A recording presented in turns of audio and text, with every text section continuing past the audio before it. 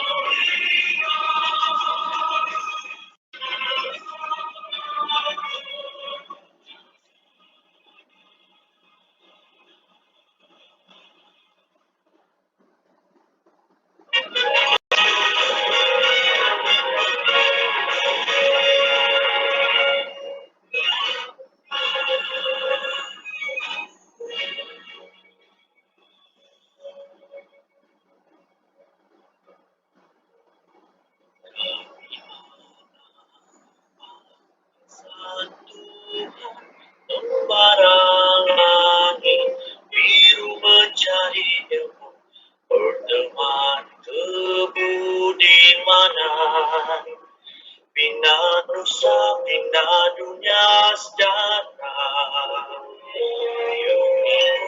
Nama ibu yang tercinta, kami doa lanjut usia bahagia. Janji hormati bersatu ilmu budi dan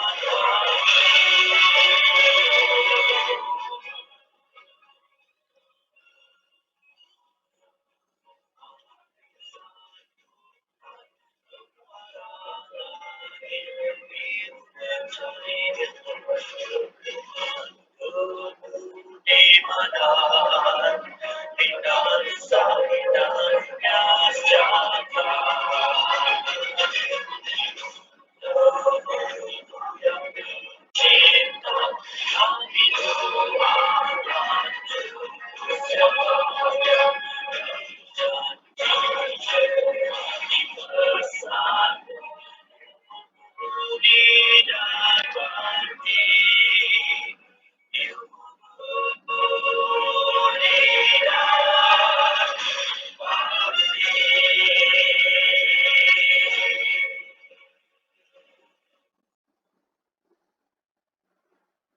Terima kasih atas kerjasama yang diberikan. Bagi meneruskan seminar ini, saya ingin menjemput Saudari Nur Hazwani untuk meneruskan majlis.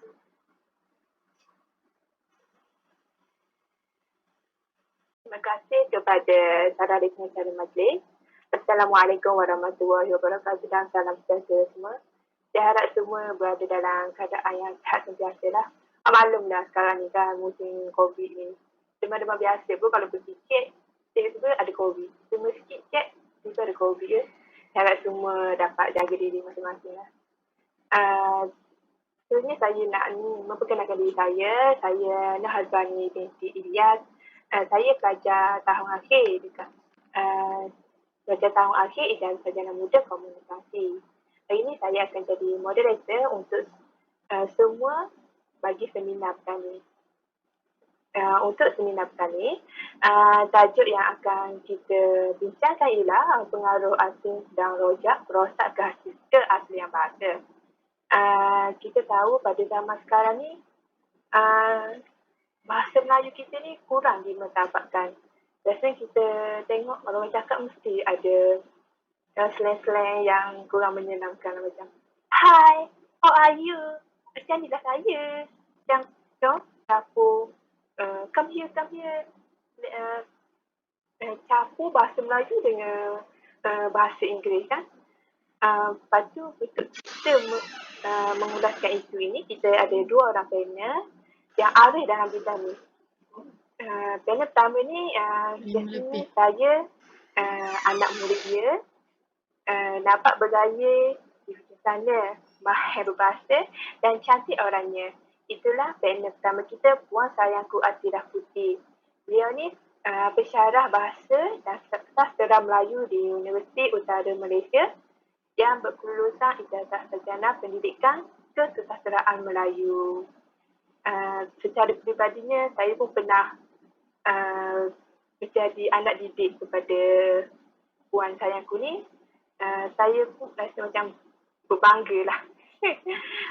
Seterusnya, panel kedua kita ni agak malu namun pandai berbicara dan melontarkan idea. Itulah Puan Nur Haslinda.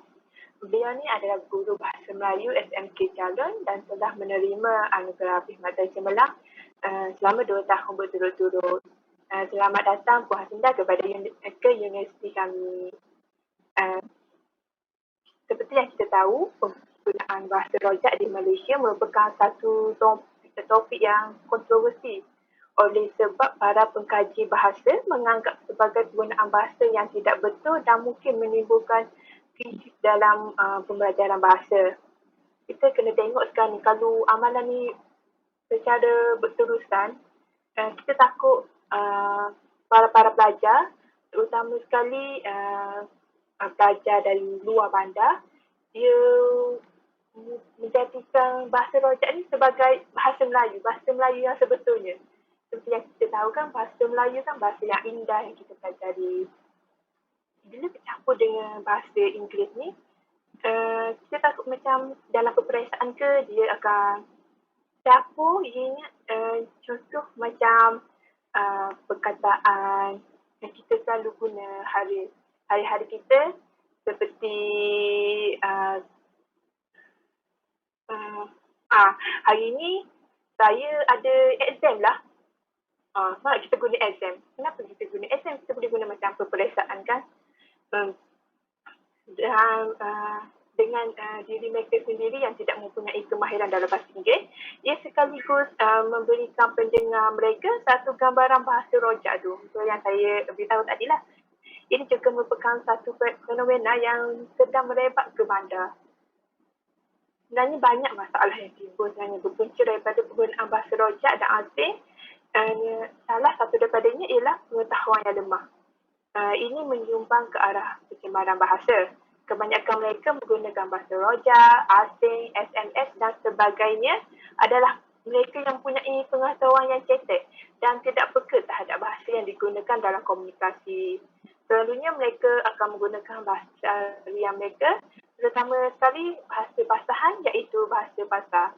Masalah lain yang wujud bila kita selalu mengamalkan campur-campur dua bahasa ni, kewujudan bila kita antara sebablah dikatakan kenapa kita selalu campur-campur ni, ia sebab kewujudan budaya asing yang meresap masuk ke negara kita juga merupakan satu isu yang dikatakan besar jugalah pada zaman sekarang. Sekarang ni kan tengok dari segi macam bila kita minat Korea, Jepun, kita suka tiru tutur kata dia orang. Sebagai contoh, saya boleh tengok macam adik saya, dia minat sangat dengan Korea, selalu dengan lagu Korea, dengan lagu Korea, dengan lagu Jepun, tengok cerita Korea dengan Jepun. Saya perasan bila dia mulakan macam terang je, dia macam dia orang pun peli-peli wah. Cepatlah. Macam dia campur semua. Jadi macam kenapa perlu campur kan? Kita kan sebagai orang Melayu sendiri yang lahir-lahir daripada keturunan kita dulu pun yang Melayu, kita mestilah berbangga dengan bahasa kita. Kita kena macam kenapa kita perlu tiru dia kan? Macam kalau dia orang pun tak guna bahasa kita macam tu lah. Sekarang itu pada kita tengok sendiri budaya hip-hop ni dekat Malaysia. Kita tengok sekarang ni orang buat-buat lagu dia campur macam tak boleh sebut nama artis lah, bahayalah sebut nama artis ni. Takut kena kecang pula. Saya ni dah lah popular juga ni. So sekarang ni kita tengoklah sekarang ni banyak rupanya isu yang menjadikan yang menyebabkan rakyat Malaysia ni, orang Melayu ni suka campur bahasa satu dan dua bahasa dalam pertuturan seharian mereka. Jadi, apa inovasi yang dapat dilakukan untuk mengatasi masalah yang timbul ni kesan daripada pengaruh bahasa asing dan rojak dalam bahasa Melayu kita. Jadi, dipersilakan channel kita yang pertama, Puan Sayangku untuk berkongsi idea terlebih dahulu. Assalamualaikum dan salam sejahtera semua yang diwakili Puan Haslinah selaku rakan panel saya pada hari ini, saudara pengurusi majlis dan saudara moderator kita yang petah dengan kata-katanya serta anak-anak pelajar yang dikasihi sekalian. Terlebih dahulu saya nak ucapkan jutaan terima kasih kepada SBLM 1053 Bahasa Melayu Pengurusan D-3 yang mana sudi menjemput saya pada hari ini untuk memberi sedikit pendapat tentang isu berkenaan pengaruh asing dan rojak dalam menyebabkan penghapusan bahasa keaslian bahasa itu sendiri. Ya, jadi seperti mana yang diperkatakan oleh moderator kita tadi, ya, saya sangat bersetuju. Memang isu ni isu yang sangat sebenarnya dah merebak besar juga dan agak sukar untuk dibendung sebab menjadi kebiasaan pada masyarakat kita. Seperti mana tadi moderator kata, kita terlampau terikut-ikut dengan situasi, dengan sesuatu benda yang baru sampai kita tidak sedar itu boleh mengakibatkan rosak bahasa Melayu itu sendiri. Jadi berbalik kepada soalan tadi adalah secara peribadi, saya sebagai seorang pensyarah, apa yang saya boleh utarakan pendapat saya dalam inovasi itu sendiri adalah saya rasa salah satu pihak yang memainkan peranan penting untuk membendung isu ini adalah pihak kerajaan itu sendiri. Sebagai contohnya, mereka boleh menguatkuasakan satu akta baru yang mana akta itu adalah untuk melayakkan seseorang itu mendapatkan status warga negara Malaysia itu sendiri atau bumi putera. Dalam kad pengenalan diri, individu tersebut perlu lulus dalam ujian lisan dan bertulis dalam bahasa Melayu. Jadinya, sebab apa? Berapa ramai masyarakat kita pada hari ini, warga negara kita sendiri yang betul-betul mahir dalam bahasa Melayu, yang boleh berkomunikasi dengan baik dalam bahasa Melayu, boleh menulis, boleh memahami apa itu bahasa Melayu. Jadinya kita tidak mahu hanya dengan berlandaskan kad pengenalan yang ada tertulisnya warga negara menampakkan kita tu betul-betul warga negara, sedangkan kita pun tidak betul-betul tahu macam mana kita nak praktikkan kita sebagai warga negara. Sebab bahasa Melayu itu sendiri dalam Malaysia ni adalah bahasa rasmi, bahasa kebangsaan kita. Jadi kalau kita sendiri tak mahir, tak tahu bahasa kebangsaan kita sendiri, wajar ke kita digelar sebagai warga negara di negara itu?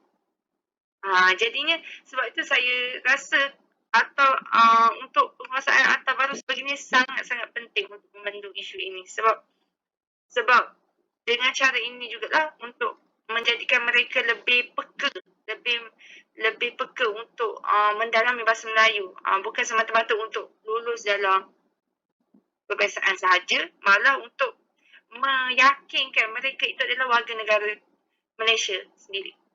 Jadi sudut pihak kerajaan, bukan saja pihak kerajaan saja memainkan peranan, malah Dan pihak media masa juga memainkan peranan yang penting. Sebab apa saya titik beratkan dua perkara ni. Salah satunya untuk yang pihak media masa ni adalah sebab sekarang ni memang terdedah dengan media masa. Media masa memang menjadi platform utama untuk orang lebih fokus. Sebab dunia sekarang ni semuanya dunia di hujung jari. Macam tu. Jadi salah satunya media masa ni juga platform hiburan yang mana kita sendiri pun, saya sendiri pun tak nafikan saya lebih suka hiburan berbanding intelektual walaupun saya pensyarah. Jadinya telahlah pula pada masyarakat lain kan. Jadinya dalam kita memberikan hiburan, kita boleh selitkan juga dengan intelektual, dengan input-input yang berguna sebab media masa ni adalah platform yang mudah untuk menjadi ikutan ramai. Sangat mudah. Hanya dengan sesaat saja mereka boleh ikuti. Macam moderator kita kata tadi, macam kenalan-kenalan yang mudah terikut bila melihat filem-filem daripada luar negara barat, contohnya macam K-pop tadi. Jadi mereka hanya dengan mendengar sekali je mereka dah boleh ikut-ikut menjadi kebiasaan untuk bercakap dengan bahasa yang mereka sendiri pun tak tahu apa maknanya. Jadi kita gunakan daripada tadi mungkin kita nampak pada sudut negatif, jadi kita gunakannya daripada sudut yang positif. Sebagai contoh, media masa tu boleh berperanan untuk menggiatkan lagi menyiarkan rancangan-rancangan yang berunsurkan jati diri Melayu itu sendiri dalam filem, drama, telemovie boleh. Sebagai contohnya saya ambil seperti filem Hantua, Semerah Padi. Walaupun ini filem lama, tapi saya suka dengan apa yang dipertontonkan, apa yang dipaparkan daripada segi dialognya, baik-baik katanya sangat-sangat Melayu kalau kita betul-betul hayati.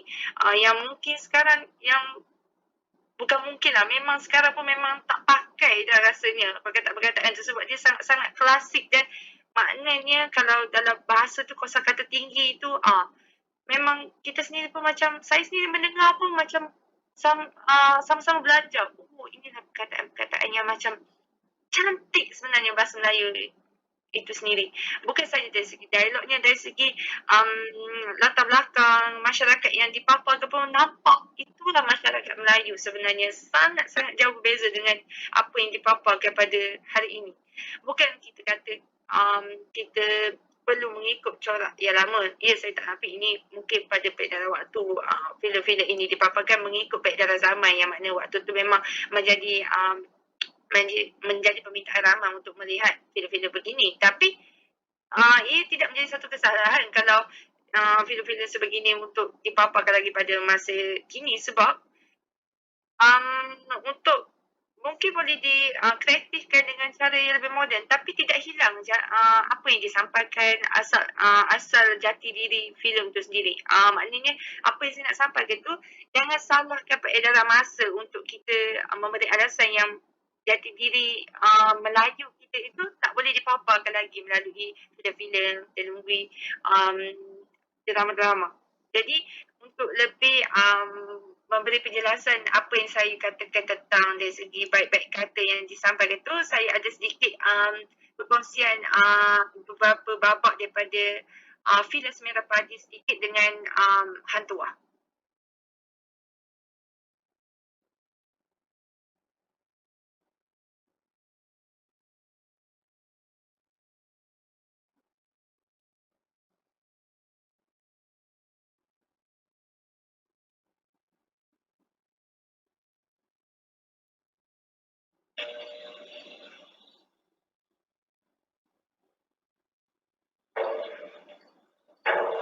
Zina, perbuatan terkutuk.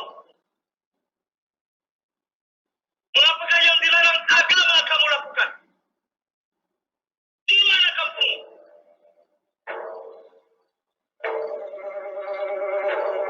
Di mana? Di mana ada perempuan cantik? Di situ kampung. Siapa namamu? Jejaka. Kau? Kala. Tidak adakah perempuan lain yang dapat kau peristrikan dengan jalan halal? Nafsu tak mengenal halal atau haram. Ya, nafsu pun juga. Ya, kerana nafsumu telah dikuasai syaitan. Itulah sebabnya kamu berzina. Dan kerana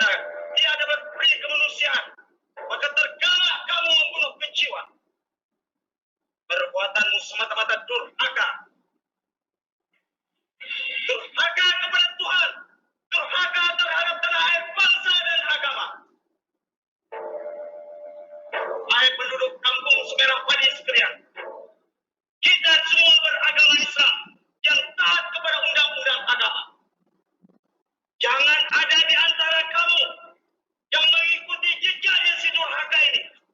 Andai kata ada salah seorang yang melanggar perintahku, aku sebagai penghulu akan menghukum kamu menurut undang-undang agama. Ingat, kamu berdua didapati salah. Bukan saja berzina, tetapi juga membunuh. Dari itu, pagi-pagi besok kamu berdua akan disunat.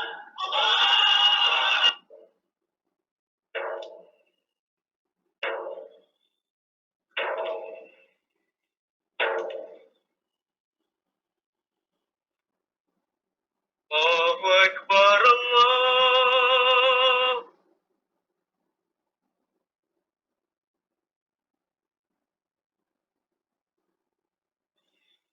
Doakan saja malu. Doakan saja supaya semangat saya tidak patah. Dari kecil kami semua sudah bersumpah. Tualah ketua kami. Maklum ketua saja supaya saya jaya membela kematian Tua. Sudah maklum, jangan menangis. Cepat takkan mati. Hanya Tua saja yang dapat merujuk. Cepat. Saudara-saudara sekalian juga tidak setuju, kan? Kalau Tua berada di sini, dia juga tidak setuju. Tapi aku percaya aku benar. Sekarang aku akan menegakkan kebenaran ini. Sebab itu aku terima kredit. Sekarang aku akan mengacau mengharakan istana. Tua tidak pernah derhaka dikata derhaka. Sekarang cepat dia akan menderhaka. Tua akan kubela. Cepat akan bermarajalela. Cepat akan mengajar raja yang tidak adil. Suatu masa nanti kalau siapa bertanya, kenapa cepat derhaka? Tentu orang akan menjawab, kerana rajanya yang tidak adil. Sekarang saudara-saudara tinggal di sini. Aku mau menghadiri jamuan Patih Karmawijaya. Boleh jadi dia merayakan hari jadi. Atau merayakan hari kematian Tua. Doakan saja malu.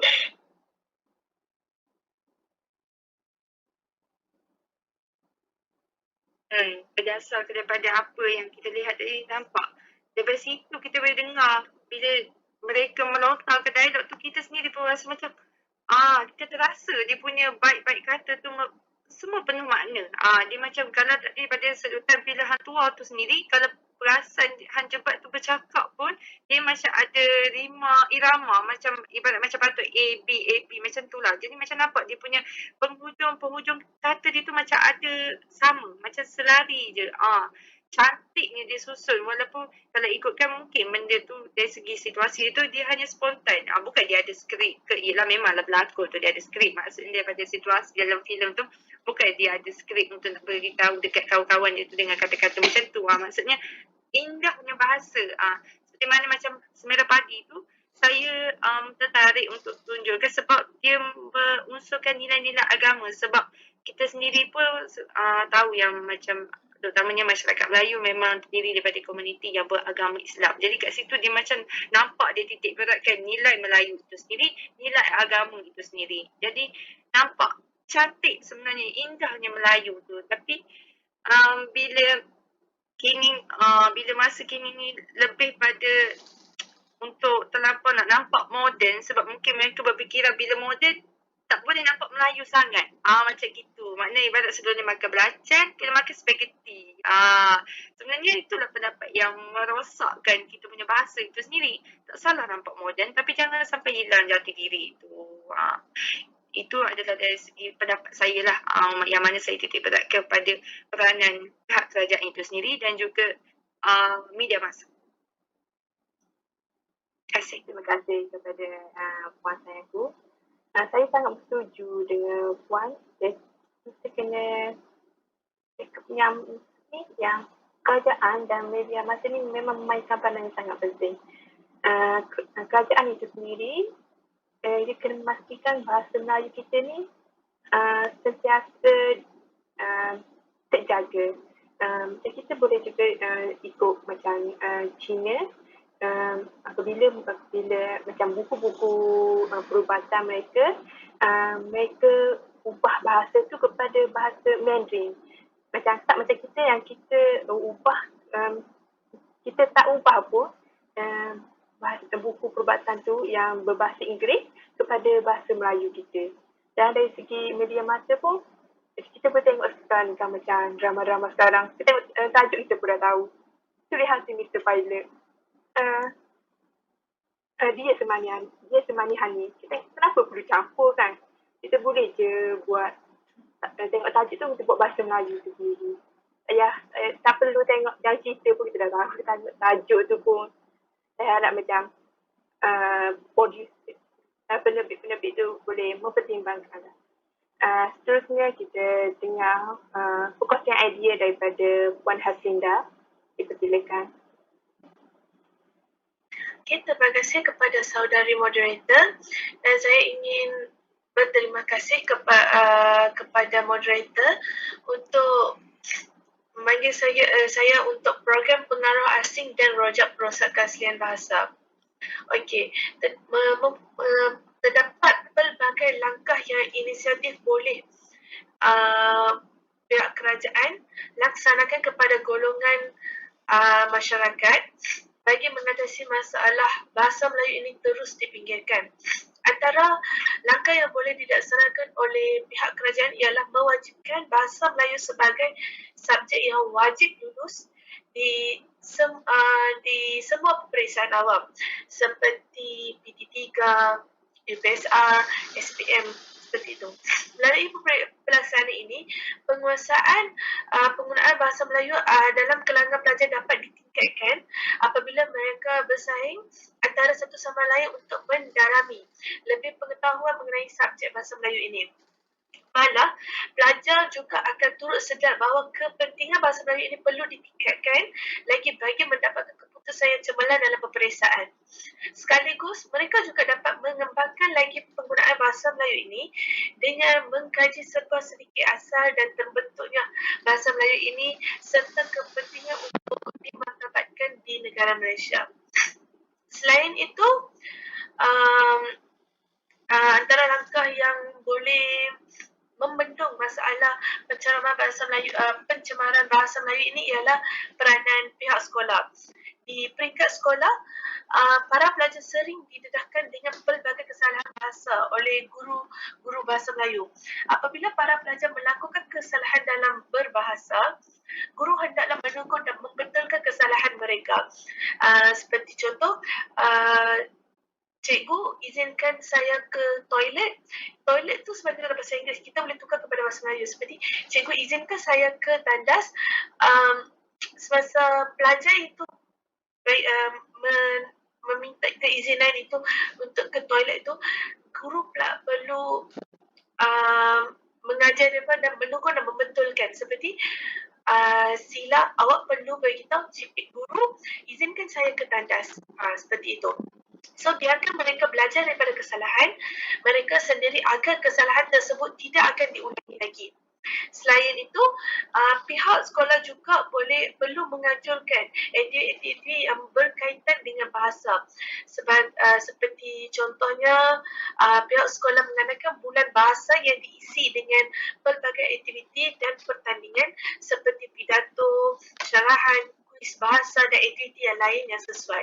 Dengan penyertaan oleh para pelajar, secara tidak langsung mereka belajar tentang bahasa yang betul. Bak kata pepatah, sambil menyelam minum air. Itu saja dari saya. Betul apa yang dikatakan oleh Puan Haslinda. Kita kena ingat, meletung buluh biarlah dari debunya. Untuk bukan sahaja bahasa Melayu sebenarnya. Dalam semua bahasa kita kena ingat daripada kecil lagi, maknanya daripada sekolah lagi kita belajarkan bahasa ni. Jadi terima kasih kepada Puan Haslinda dan Puan Sayangku. Seterusnya kita pergi kepada segmen terakhir iaitu sesi soal jawab bersama beberapa pelajar yang hadir.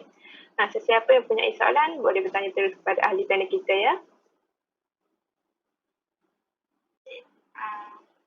Assalamualaikum warahmatullahi wabarakatuh. Nama saya Aina Najwa binti Radu Ain. Saya pelajar tahun akhir. Saya ingin bertanya kepada puan sayangku. Seperti yang kita dengar dalam seminar ini, panel banyak menyentuh kepada peranan dan tanggungjawab pihak kerajaan, media massa, KPM dan pendidik sendiri dalam memantabatkan bahasa Melayu kita dalam kehidupan masyarakat. Bagaimana pula dengan peranan ibu bapa untuk memantabatkan bahasa Melayu dan bukannya bahasa asing dan bahasa rojak dalam mendidik anak-anak mereka. Hal ini kerana bagi saya ibu bapa lah yang memainkan peranan yang sangat penting berbanding pihak-pihak lain. Boleh Puan jelaskan dengan lebih lanjut?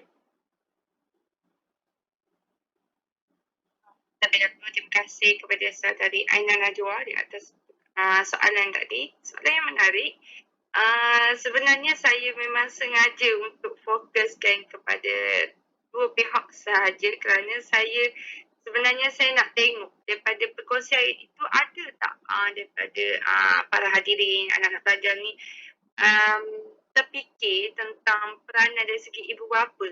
Sebabnya itulah yang paling utama. Sebelum kita pergi kepada peranan pihak-pihak yang lebih besar, sebenarnya ibu bapa itulah yang utama yang daripada dalam rumah itu sendiri untuk mendidik anak-anaknya. Sebab macam tadi kata-kata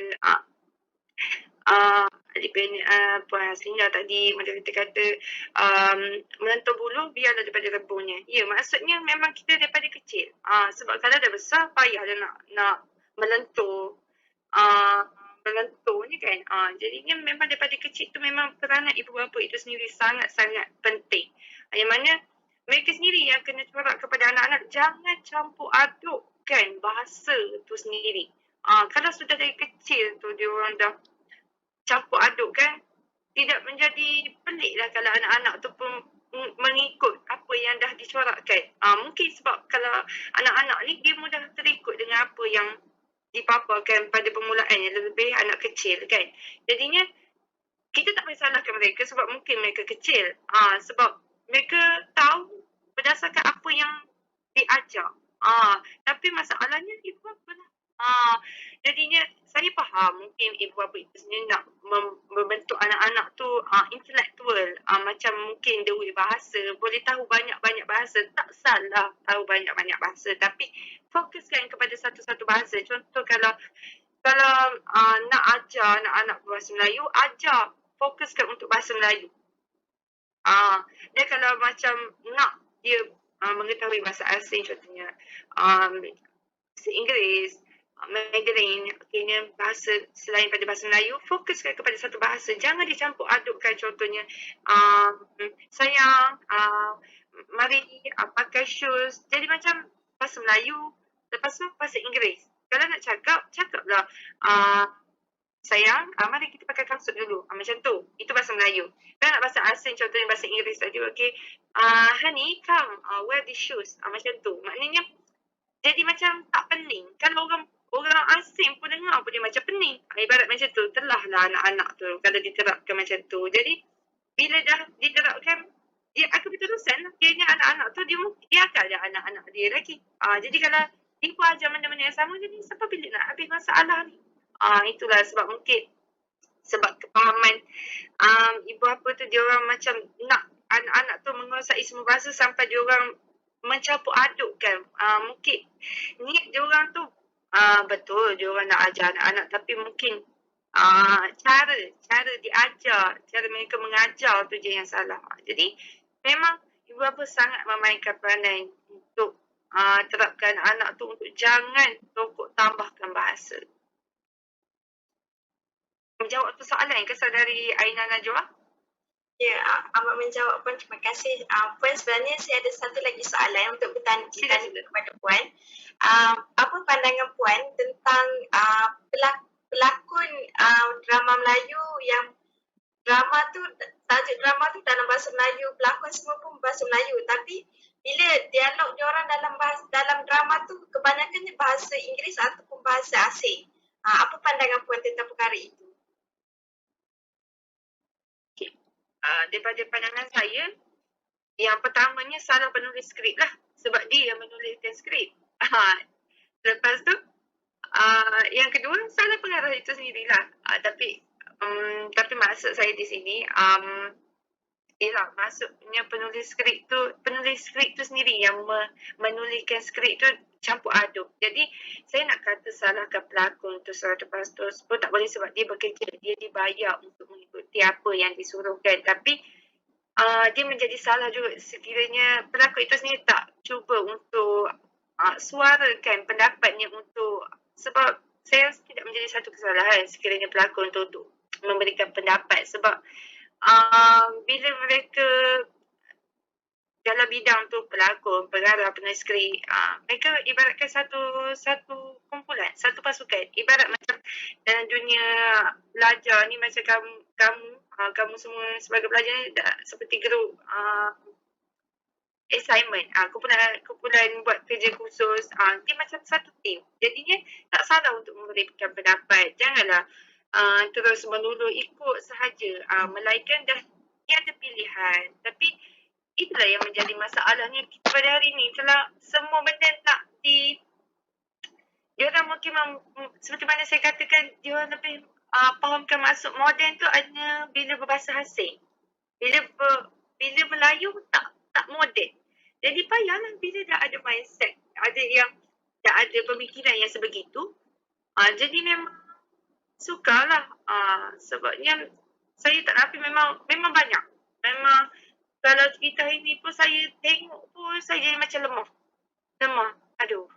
Tengok tajuk, kadang tak tahu ni cerita Melayu ke cerita luar kan. Tapi muka-muka semua makan belacan belaka. Macam tu lah maksud saya. Maksudnya saya rasa mungkin dia orang nak sesuaikan dengan watak, tapi saya katalah dia orang nak sesuaikan watak pun dia orang terlampau campur aduk dan dia orang tak fokuskan untuk satu-satu bahasa. Dia orang terlampau yang ni macam ni, yang ni macam ni, macam saya buat contoh tadi. Dan ni pendapat saya memang saya tak setuju lah. Saya pun memang tak okey sebab benda tu yang menjadi punca kita punya inovasi ni tak dapat dijalankan dengan baik.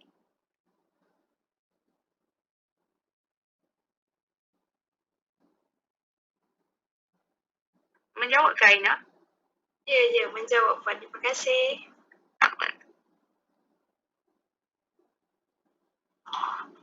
Jawapannya sangat benar saja daripada pesyarah kesayangan kita. Seterusnya dipersilakan mana-mana pelajar untuk bertanya soalan lagi. Assalamualaikum. Saya Nuralin Humaira, juga pelajar tahun akhir. Saya ingin bertanyakan satu soalan lah kepada Puan Haslinda. Saya adalah buat beberapa kajian tentang isu yang panel-panel kita sedang bincangkan. Seperti yang kita tahu, peniaga-peniaga di luar sana, mereka telah terdedah dengan sebuah undang-undang yang mewajibkan mereka untuk mematuhi beberapa syarat atau kriteria yang melibatkan papan tanda premis perniagaan mereka. Namun, berdasarkan kajian yang saya buat, saya dapati masih ada peniaga-peniaga yang tidak mahu mengikut atau mematuhi undang-undang tersebut. Jadi, pendapat Puan Haslinda lah, apakah inisiatif yang dapat dilakukan atau dapat diimplementasikan bagi memastikan peniaga-peniaga tersebut mematuhi undang-undang tersebut. Saya harap Puan Haslinda dapat menerangkan soalan saya ini dengan lebih lanjut. Terima kasih. Ya, sama-sama. Terima kasih Nurhana Umaira. Okey, dalam kehidupan kita pasti ada peraturan atau undang-undang kerana peraturan dibuat untuk mengatur dan mentadbirkan manusia. So, jika tidak ada peraturan, pasti kehidupan kita akan menjadi kacau, tidak terkendali dan tidak ada ketenangan dalam hidup. So, undang-undang diadakan untuk faedah masyarakat. Perlu diingat, tujuan utama undang-undang bukan untuk memaksakan bila orang melanggar undang-undang, mereka harus dihukum. Dengan ini, undang-undang juga bertujuan mengajak dan menggalakkan ahli masyarakat termasuk pemimpinnya untuk melakukan perkara yang betul. Ia bersama yang ia menggalakkan kebaikan bersama dalam menggalakkan toleransi antara puak atau kumpulan masyarakat. Kalau dilihat secara amnya, setiap perkara di Malaysia ini mempunyai peraturan dan undang-undangnya yang tersendiri. Tapi ia namun sedihlah kerana peraturan yang direka semua ini hanya untuk menjadi tulisan di atas kertas jika penguatkuasanya lemah. So inisiatif yang perlu diambil bagi memastikan perniagaan-perniagaan tersebut mematuhi undangan tersebut adalah kerajaan harus memperketatkan lagi undang-undang yang sedia ada tersebut, iaitu Undang-Undang Kecil Iklan 1982. Sekiranya ada peniaga yang masih ingkar dan tidak mengikut undang-undang tersebut, mereka akan dikenakan jumlah denda yang lebih tinggi atau permis perniagaan mereka akan disita untuk beberapa tempoh masa yang lama. So, daripada tindakan tersebut, mungkin akan memberi kesedaran atau motivasi kepada para peniaga untuk mematuhi undang-undang tersebut. So, saya harap saya dapat menjawab soalan Nurhana Umairah. Terima kasih Puan atas perkongsian tentang soalan yang saya tanyakan tadi. Tapi izinkan saya untuk bertanya satu lagi soalan. Okey, seperti yang saya dengar tadi daripada Puan Sayangku dan Puan Haslinda, ada inovasi yang boleh kita lakukan, iaitu dengan mewujudkan undang-undang baru ataupun memperketatkan lagi undang-undang sedia ada. Namun namun pendapat Puan Haslinda lah, adakah yakin dengan segala inovasi yang dilaksanakan itu, boleh ke memastikan rakyat-rakyat itu mematuhi? Sebab kita tahu rakyat Malaysia kita memang degil dan memang keras kepala lah dalam nak mematuhi undang-undang ni. Tak kisahlah undang-undang apa pun. Okey, itu saja daripada saya. Okey, soalan yang bagus. So, kalau macam ni kita buat macam ni lah. Kan saya kata untuk kerajaan harus memperkuatkan lagi undang-undang tu. Sebenarnya undang-undang yang lama tu, dia punya hukuman dia sangat ringan. Seperti mana apa disabit boleh didendakan tidak melebihi RM2,000 atau dipenjarakan selama tempoh yang tidak melebihi 1 tahun, ataupun akan disita perniagaan mereka akan disita selama 14 hari sahaja. So, kalau macam ni, kalau kerajaan memperkuatkan lagi, kita nak kerajaan tu denda dia makin meningkat lah. Contoh, denda dia sekurang-kurangnya RM10,000. So, macam tu, dan penjara ataupun akan dipenjarakan selama 2 tahun. Atau kedua-duanya lah, kita buat macam ni. Maka benda ni dapat meningkatkan macam mana? Peniaga-peniaga tu mula berasa takut lah. Oh, hukumannya dulu ringan. So, kalau kita buat pun just kena bayar RM2,000 sajalah. Dia tak perlu bayar RM2,000. So, kalau sekarang kalau kita dah meningkatkan lagi RM2,000 kepada RM10,000. Okey, kalau kita buat macam ni, kita akan dedakan RM10,000 ataupun kena penjara 2 tahun. So, mereka akan mula berasa risau dan mereka akan mengikut peraturan-peraturan tersebut. Dengan ini, peraturan undang-undang ni juga perlu diwawarkan dalam media sosial, dalam media masa semua dan TV ke, Facebook, semua benda. So, maka peniaga itu tersebut semasa mereka nak tengok ke apa-apa, peraturan tu perlu dikeluar dalam televisyen, contoh dekat televisyen lah.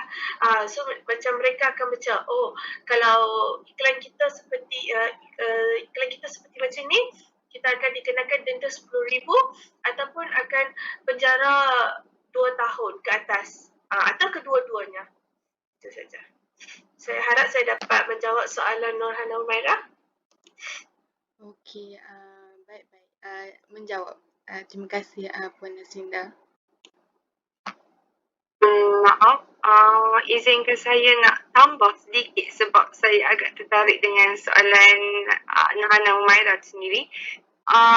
Berkaitan dengan kata kalau kita khawatir kalau masih lagi masyarakat kita tak ikut. Sebenarnya kalau kita nak fikir dari segi takut tu, kita takkan boleh buat sebuah benda. Sebabnya saya rasa kita kena berpegang pada prinsip lebih baik buat sesuatu berbanding tidak berbuat apa-apa.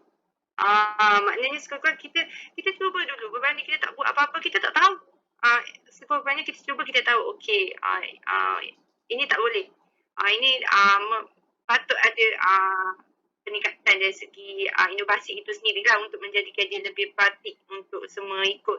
Mungkin ada kesilapan, ada kelemahan yang mana yang mungkin ada, memang akan ada punca kenapa masyarakat tak ikut. Mungkin kita tak sedar ada kelemahannya. Jadi daripada situlah, berbanding kita tak buat apa-apa, kita boleh tahu mana yang masyarakat akan ikut, mana masyarakat tak ikut, mana yang kita perlu ubah.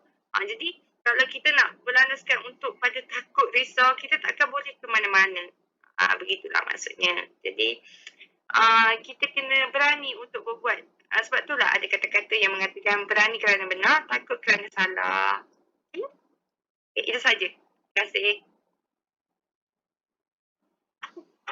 Terima kasih kepada pelajar kita dan dua orang panel kita.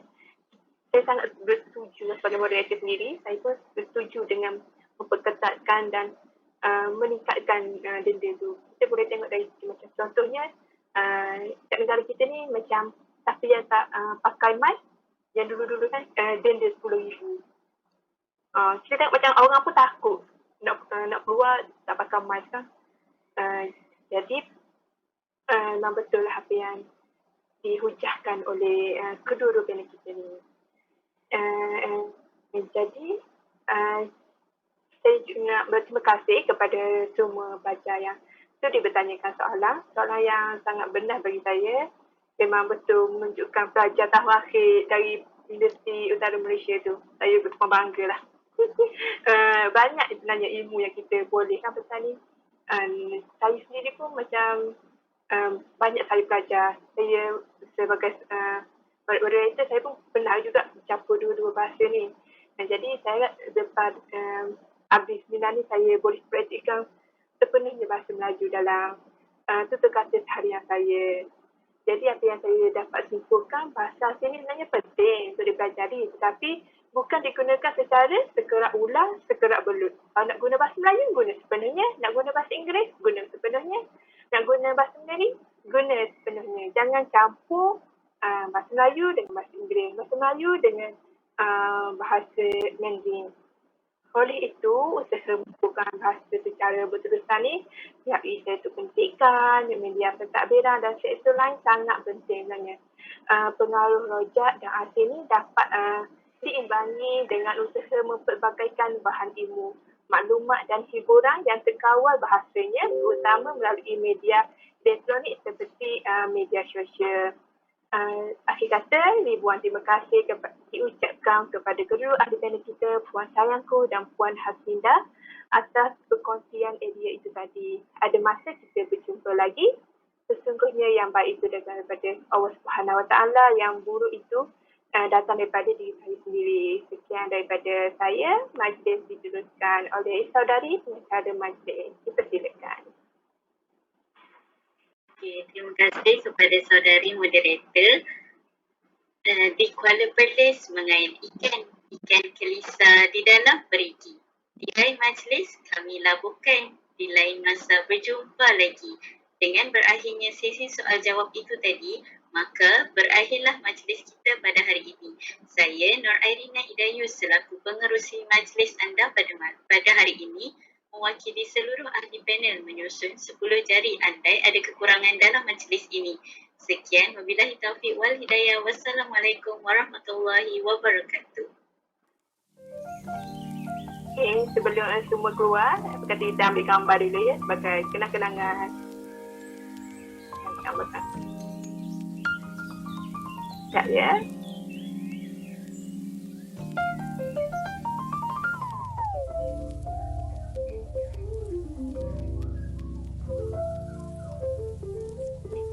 Satu, dua, tiga.